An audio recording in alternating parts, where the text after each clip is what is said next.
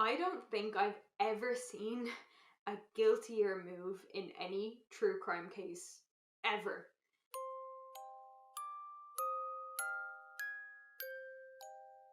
Hello, you wonderful human, and welcome back to my channel. If you're new here, please do subscribe, and if you're old here, hello again. My name's Kate Philpott and I cover true crime cases on my channel. Today's video is on another case that came through my case suggestion form, and I will admit it's a lot more intense than videos I've been covering in the last couple of weeks and months. And of course, as always, quick little disclaimer. I do apologize if anything I mention in this video is inaccurate. It's just what I found online and merged into the one video. And I of course mean no disrespect to anybody I speak about. Alright, let's get into today's case. So this is the case of the Alphabet Murders, otherwise known as the Double Initial Murders. These murders took place in Rochester, New York between 1971 and 1973. And they're the murders of 3 young girls, each months apart. But the similarities and synchronicities are quite perplexing. They really raise a lot of questions about how much can actually be a coincidence. So let's get into the individual murders and then we can chat about all of these strange things. So the first victim was 10-year-old Carmen Colon. She and her family were from Puerto Rico, but obviously they lived in Rochester, New York. She was one of 6 children and her mother was only 16 when she had her. So naturally it was a pretty busy household. You know, it wasn't the easiest to keep 6 kids under control at all times. But on the 16th of November 1971, everything would change. It was the late afternoon and Carmen was running an errand for her grandparents. This was something that she did regularly, which perhaps is something that somebody else picked up on, and Carmen had been asked to fill a prescription at the local pharmacy. So she went into the pharmacy on West Main Street, but she left pretty quickly after the store owner told her that it couldn't be processed, or it couldn't be filled for whatever reason. She said to him, "I gotta go, and she ran out. And the theory that's been raised over the years is that maybe somebody was waiting for her outside,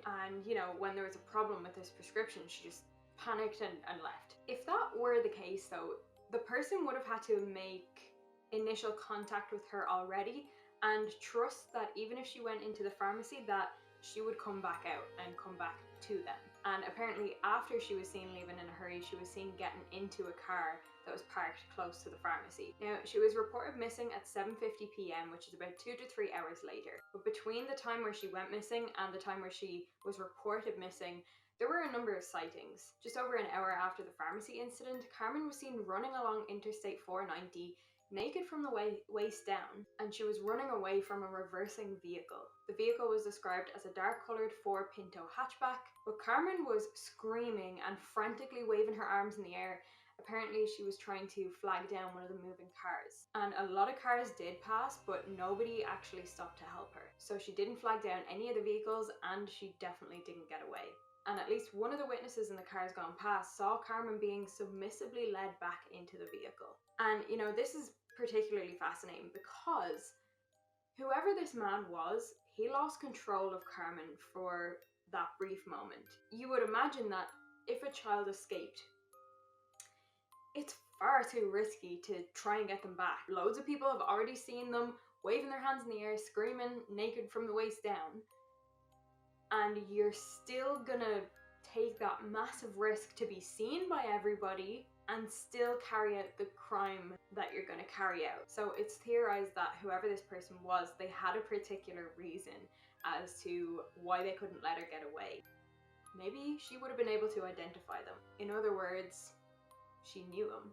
Again, it is just a theory, but it'll make more sense as we go through the Alphabet Murders. However, what I found interesting about these witness statements from the passing cars was that 1 or 2 people thought that this child had just gotten out of the car to go to the bathroom and then, I don't know, started screaming for some reason, just throwing a tantrum, getting away from their parents, or, you know, maybe even saw a spider or something and got freaked. And it didn't even cross their minds that something much darker and more sinister was actually going on. So Carmen was a missing person now, but this only lasted for 2 days, because it was 2 days later when 2 teenage boys stumbled across what they thought was a broken doll, but actually ended up being Carmen's body. She was still partially naked and she was found in a rural area in Churchville. And note that this is a town that starts with the letter C, and that's the same letter as her first and last name start with.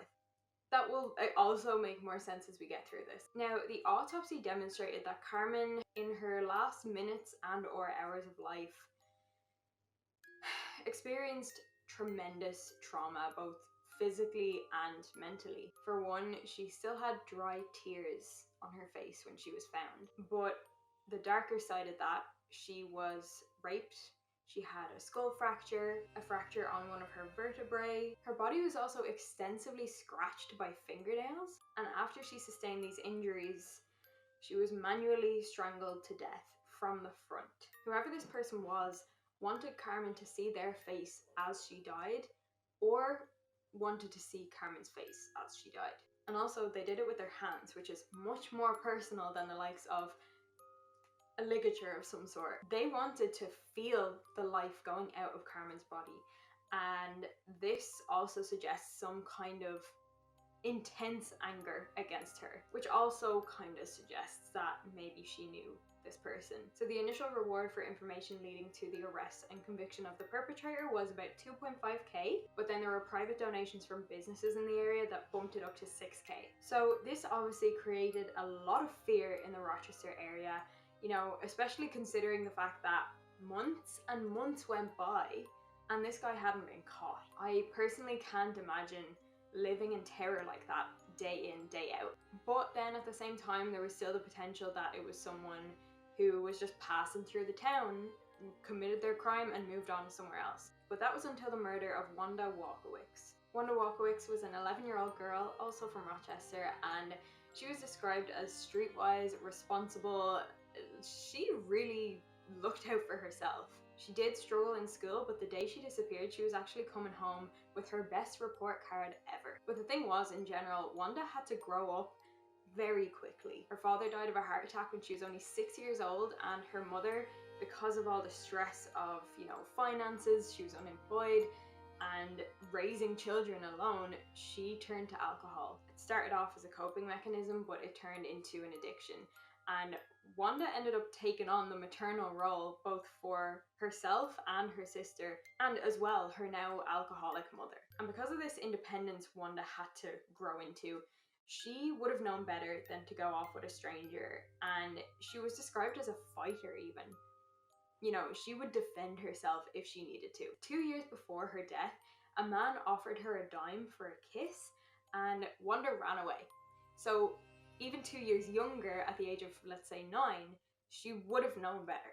And although her mother didn't abandon her daughters when she went out to bars and stuff, she still didn't put them in the best situation, because she would bring her children with her. So after some time, she met a man at one of these bars, and they ended up getting into a relationship. They had a kid. You know, it was quite an intense relationship. But he wasn't exactly an ideal person to have around the kids. He had a criminal record and he had a history of mental illness. So 17 months after the murder of Carmen Colon, on the 2nd of April 1973, Wanda Walker-Wicks disappeared from Rochester, New York. Interestingly, also while on the way home from running an errand. Her mother had asked her to pick up some groceries from the market, and, you know, Wanda was familiar with the route. She'd done it before.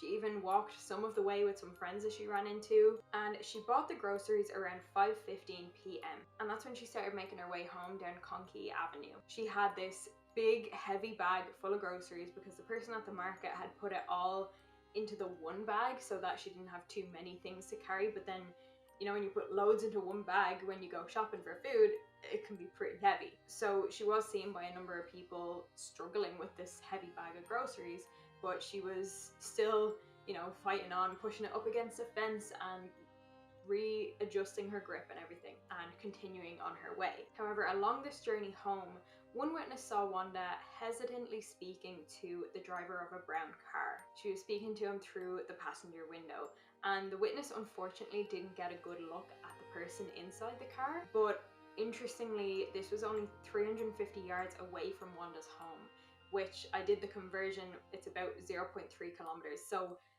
really close.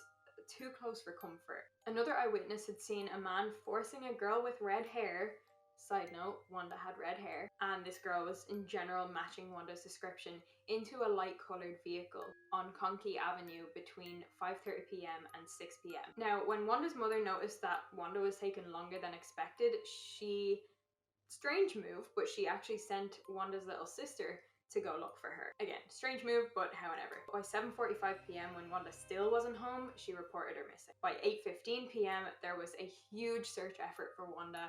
You know, in Rochester, they had dealt with this before, and the ending the last time was not good. So it was taken very seriously, very quickly, and they searched the area around her home, around the market, some areas that Wanda was known to play around, but these searches turned up absolutely nothing. Now, I find this really fascinating. 2 days before Wanda's disappearance, Wanda and a friend were out unsupervised at around 10 p.m, which is already like these were 10, 11-year-old girls, but a man started chasing them. And they obviously ran off, and the man jumped into the bushes and hid. And this ended up being a known sex offender. The reason I find this so interesting is Wanda's mother knew about this, yet she still felt comfortable enough allowing Wanda to, you know, be unsupervised, go out and get groceries on her own as such a young girl.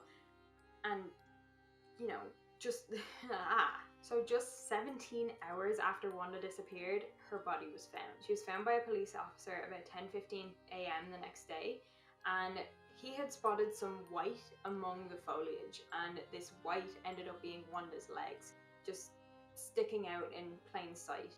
Wanda had been discarded at the base of a hill along an access road, along the way to Route 104 in Webster.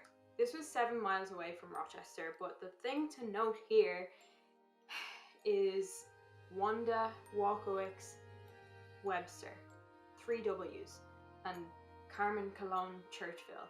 There's starting to become a bit of a pattern here. But what was different about Wanda's body being found was based on the position of her body, it seemed that she'd been thrown from a moving vehicle or something. She had kind of been thrown at the base of the hill and obviously had rolled down to the bottom.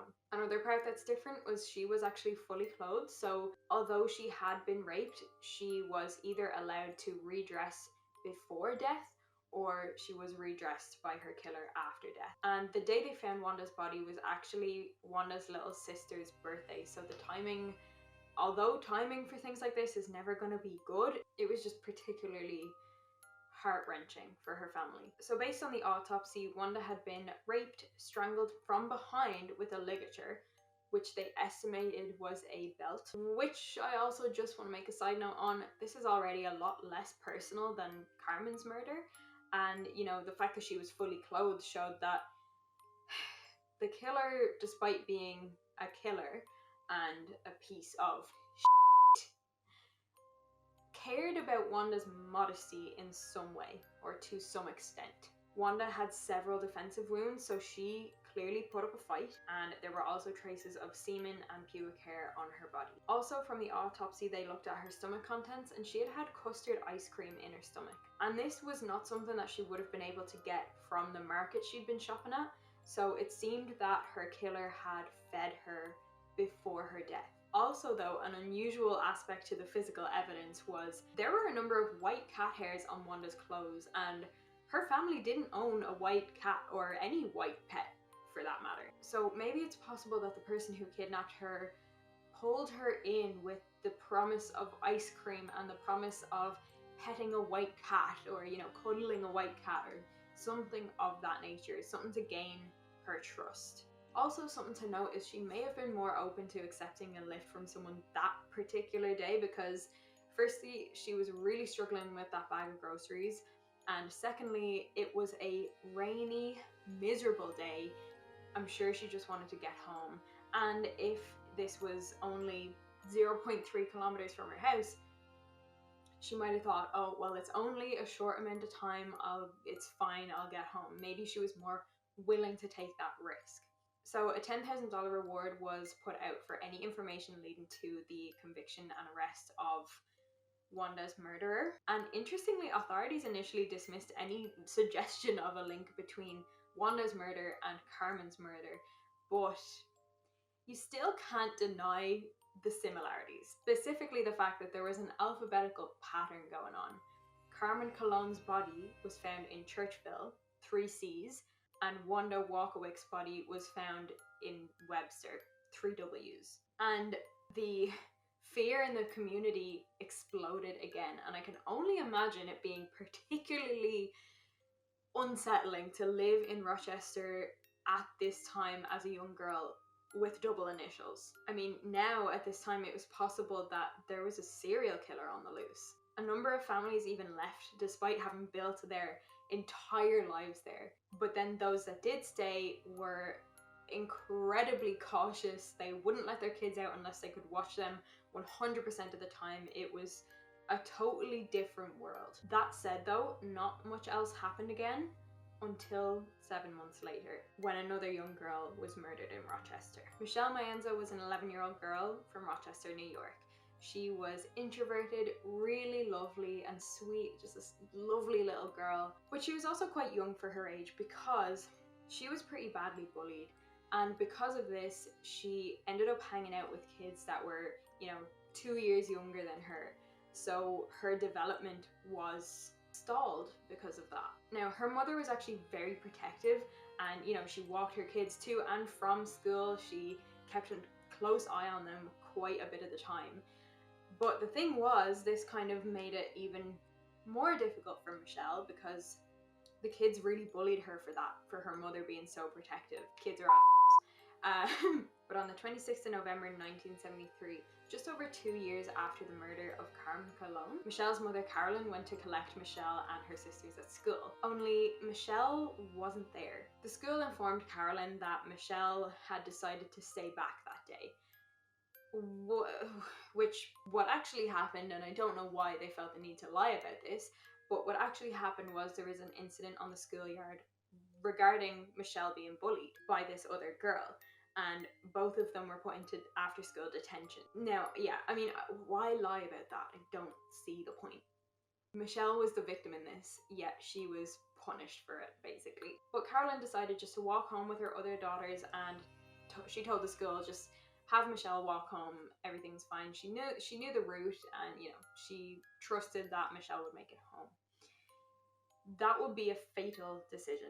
And actually, Michelle didn't go straight home when she left the school. She actually went to a local shopping plaza, which was close by, but Carolyn had left her purse there in recent days, and Michelle went to go collect it. So Michelle was last seen by her classmates at about 3:20 p.m.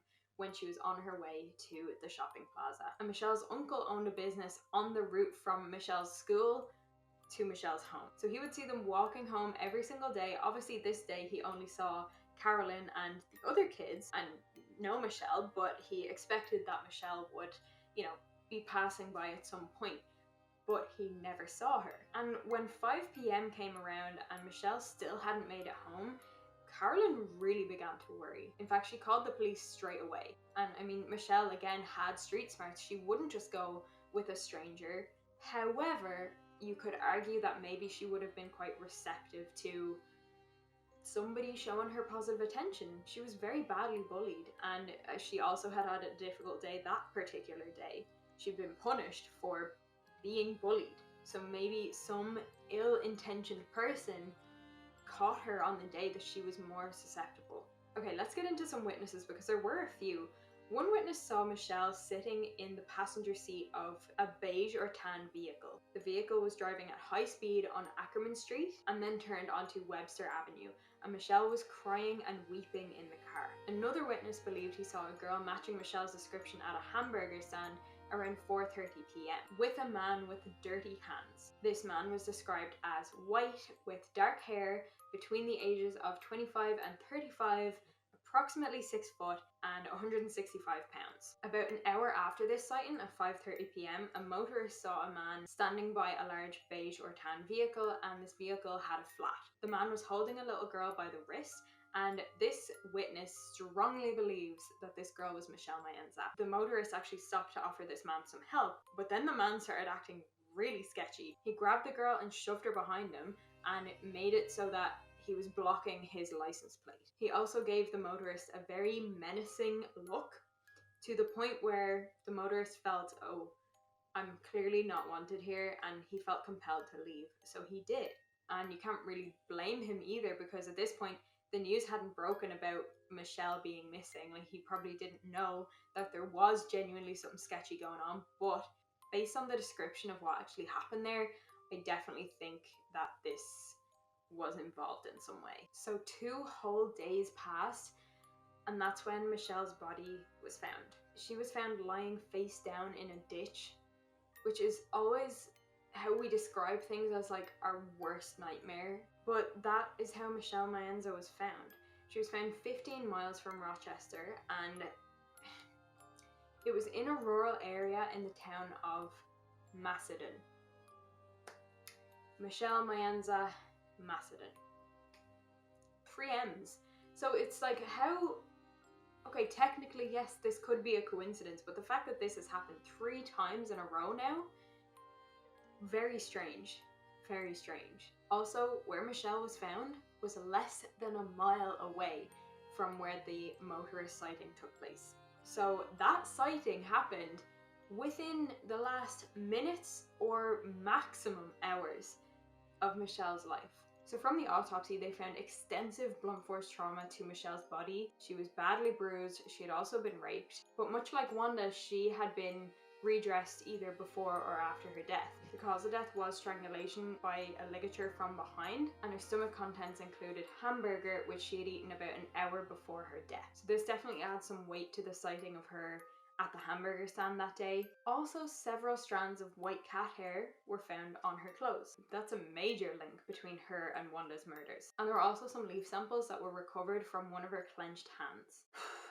That detail is incredibly unsettling to me. But something about these leaf samples is they match the foliage from where her body was found. So it looks like she was killed either at or close to the location she was found. Authorities pulled fingerprints from her boot and coat, a partial palm print from her neck, and traces of semen from her body and underwear. All of this was from the one individual. So either this person acted 100% alone, or if there was someone else there, there was still only one person involved sexually, or at least physically. Okay, so before we get into the whole investigation, let's have a look at these similarities, because there are even more that I haven't touched on yet. So let's start with the similarities between the victims themselves. All 3 were pre-adolescent females. Each child was from a poor Catholic family. They all lacked a decent male figure in the home. They all struggled socially, either that they didn't have any friends, or they were bullied, or, you know, they were all seen as some sort of an outcast amongst their peers. They all had poor academic performance. They were all short in height. So based on a lot of these things, they were all troubled in one or many ways. So it kind of seemed like if this person was the same perpetrator for all 3 murders, that he was aiming his skills at girls who had the least chance of being able to defend themselves. And of course, a major similarity is the fact that all of these girls had the same first letter in their first and last names. So based on all of these similarities, it would have taken a lot of stalking and a lot of intelligence work to make this happen on purpose. Now let's get into the similarities of the murders themselves. All 3 girls were raped. All were strangled to death, albeit Carmen's strangulation was manual and from the front, whereas the other 2 were less personal than that. All 3 were dumped in rural areas in towns where the first letter matched the first letter of their first and last names. Did I word that right? That was difficult. They all disappeared from Rochester in the late afternoon while running some kind of errand, and it was always on a wet, rainy day. Maybe that's due to the fact that there'd be less people out and about, so less people would potentially see, but yeah. When you take a step back, how in the world could this all be a coincidence? Because it would have been really difficult to orchestrate all this on purpose. Of course, though, there were differences between the murder of Carmen Colon and the murder of Wanda Walker-Wicks and Michelle Maenza. For example, Carmen was strangled from the front manually, suggesting a much more personal vendetta. She was also dumped half naked, whereas the other 2 girls were dumped fully clothed. She had no white cat hairs on any of her clothes or anything, whereas the other two girls did. And Wanda and Michelle were both fed soon before their death, and Carmen wasn't. On top of all this, Carmen's sexual assault was a lot more violent and brutal than Wanda's and Michelle's, and the length of time between Carmen's murder and Wanda's murder was way longer than the length of time between Wanda's murder and Michelle's murder. And this could also suggest that maybe there was a different person that carried out these murders, or at least Carmen's, and then grouping Wanda and Michelle together.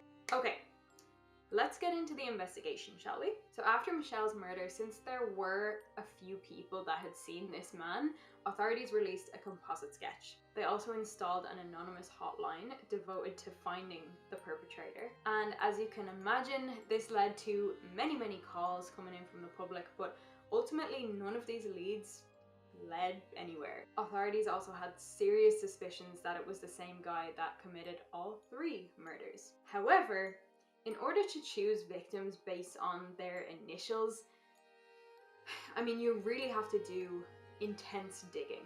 You have to select a specific age group, specific gender, specific area for them to be from, and ultimately you need to have access to some form of database or, you know, bunch of information. Also, what's interesting to investigators in the early 2000s was they didn't see the same level of planning and control in the murders themselves as the level that would be required to carry out all 3 murders based on their initials. Does that make sense? And they do also think that it's unlikely that, even though it could be the same person that carried out all 3 murders, they think it's unlikely that they were chosen based on their initials. And the reason they think this is it would have required the killer to stalk their victims for quite a long time beforehand, and that would make it a lot more likely for them to be caught or, you know, raise some suspicions. They believe that the perpetrator, though, was of average intelligence and may have been arrested previously for lesser sexual related crimes, such as peeping, indecent exposure, exhibitionism, voyeurism, and so on. Alright, let's get into our suspects, because this is where things get incredibly interesting. Suspect number 1 is really only a suspect in the murder of Carmen Colon. His name is Miguel Colon. He was Carmen's uncle, and he's a very strong suspect. That's what I'll say. But essentially he was involved in her life in some way. You know, he was her uncle. He would drive her places and stuff like that. But Miguel was known to have purchased a car very closely matching the description of the car seen on Interstate 490 only a few weeks before Carmen's murder. And when authorities searched his car, they found it to be particularly clean, right? Like, obviously he had just bought it, but it was absolutely spotless, both the interior and the exterior of the car. And the boot of the car had been washed out with some kind of strong cleaning solution or detergent. And when they asked the dealership about this, they said, oh, the boot wasn't cleaned with detergent before we sold the car. So for some reason or another, Miguel or someone, likely Miguel, felt compelled to thoroughly wash this car both inside and out, particularly the boot. And this car also matched the description of the car Carmen was running away from, and Carmen was his niece who had been murdered. So when you put it that way, it's like, it's a lot of, it's an interesting thought. Also, one of Carmen's dolls was found inside his car, but again, I mean, he was a part of her life. So this could have been very simply explained by her leaving it behind one day. But that's not it when it comes to Miguel Colon. 2 days after Carmen's death, Miguel told a friend that he planned on leaving the country because he had, quote, done something bad in Rochester. If we look back at the timeline, Carmen was a missing person for 2 days. So he said this on the day her body was found. And now I don't know what time of the day he said this. So it may have been before she was found or after. But either way, I just think that is a fascinating detail to say the least. It seems like a pretty panicked and, I don't know, guilty move maybe? Anyway, he did flee. He fled to Syracuse first and then on to Spanish Harlem in New York City. And when authorities tracked him down, he fled to Puerto Rico, where the family is from. But of course, that wasn't it. That wasn't all of his fleeing and hiding. By the time he got to Puerto Rico and authorities caught on to the fact that he was in Puerto Rico, they went there for 7 days to try find him, and this guy hid in the jungle for those 7 days. He had no shelter, no food, no technology. He went full on survival mode in the jungle in Puerto Rico at the exact same time the authorities were going to find him to question him about his murdered niece. I don't think I've ever seen a guiltier move in any true crime case ever. I mean, yeah, it's still not physical evidence, it's still not like damning evidence or anything, but it's really sketchy. Anyway, eventually he was extradited back to Rochester to be questioned, and what you may have suspected is he was not able to provide a reliable alibi for his movements on the date of his niece's murder, and nobody could be located to corroborate any of his claims regarding his whereabouts. So there's that. Although, with that said, there was still no physical evidence, either at the crime scene, on his vehicle, or anything at all linking him to Carmen's murder. In 1991, there was a domestic violence incident where Miguel attempted to kill his wife. He shot and injured her, and what ended up happening was the police showed up and he said, "Just kill me, just kill me." And obviously they wouldn't. When they didn't, he shot himself. Okay, our next suspect is Dennis Termini.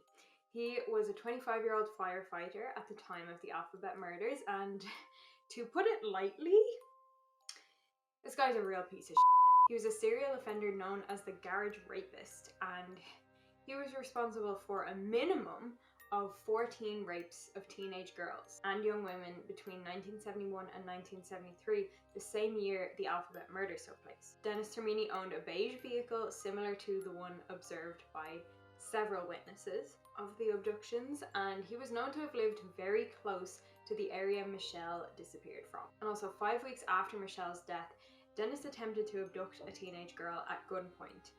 And this ended up all going to crap because the girl made a big scene and wouldn't stop screaming, so he fled. And it wasn't long after this that Dennis abducted an 18-year-old girl, but the police caught on to him because someone had witnessed it. And when they caught up with him, he ended up taking his own life by shooting himself. A little weird that both suspects I've mentioned so far shot themselves in the head and died. Before this happened though, Dennis used to keep this firefighting uniform in his car so that he would have access to it at all times. And this could have potentially been a thing where he could use it to portray himself as a trusted person. So, you know, a lot of kids know about stranger danger, most kids do, but they might see someone in a uniform and think, oh, I can trust this person. You know, it might increase his chances of being trusted. Now, interestingly, some forensic examination revealed white cat fur on his upholstery and his clothes.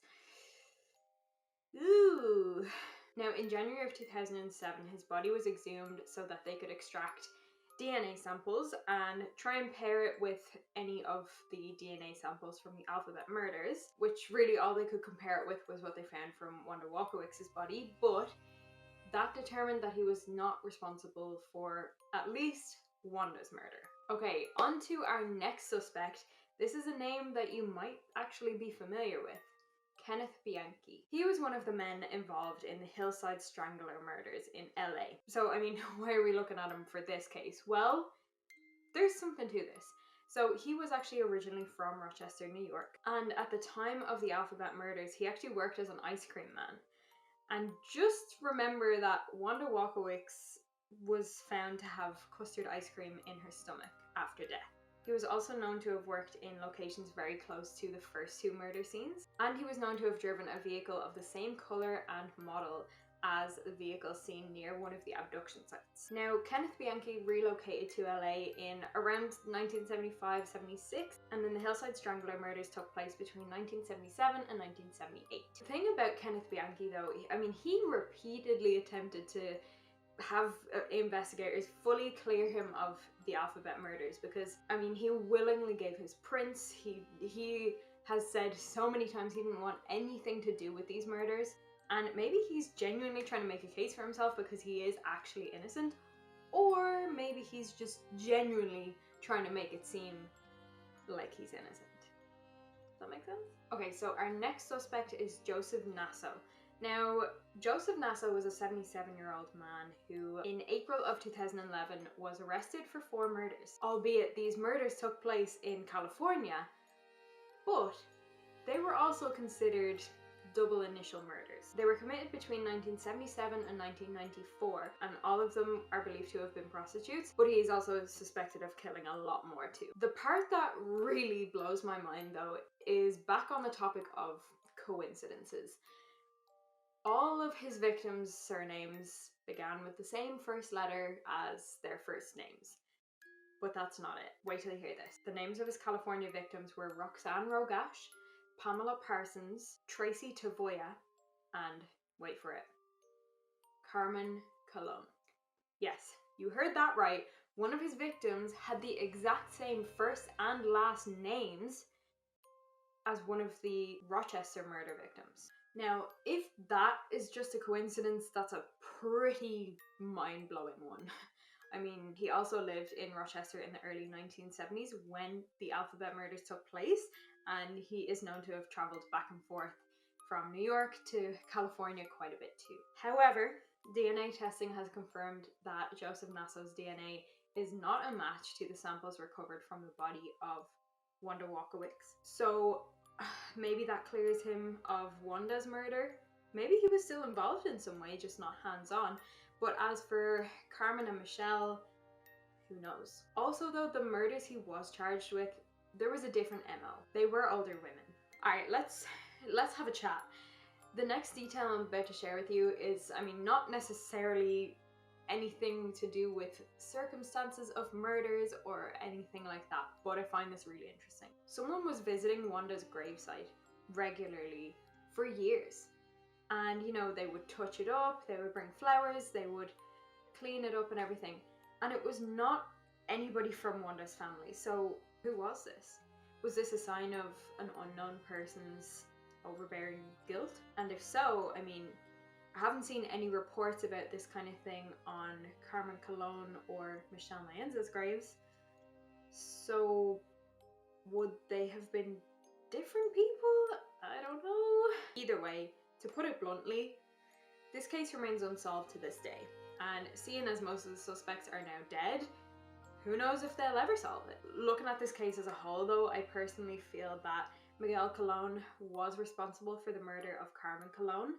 But as for Wanda Walker-Wicks and Michelle Maenza, I honestly don't even have a gut feeling. Looking at the suspects that we've spoken about, I don't know if I suspect one more than the other. So as always, I would love to hear your thoughts down below, and we can also get into a deeper discussion over on the Patreon. So definitely go and check that out. The platform is just kind of better to get into a deeper analysis than YouTube comments really allow for. Also, as you know, I'll be throwing the outtakes from this video over there as well.